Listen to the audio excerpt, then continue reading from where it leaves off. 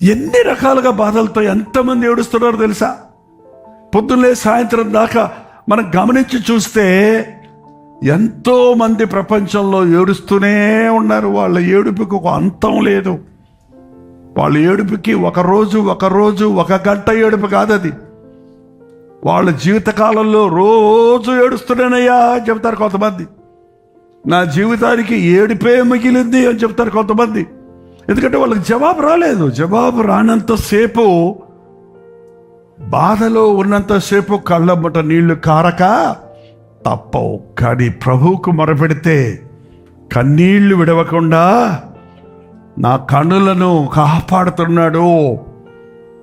మీరు ఎక్కడ ఏడవద్దు, కానీ యేసయ్య దగ్గర మాత్రం కన్నీళ్లు కార్చండి. ఏడవమని చెప్పటంలా,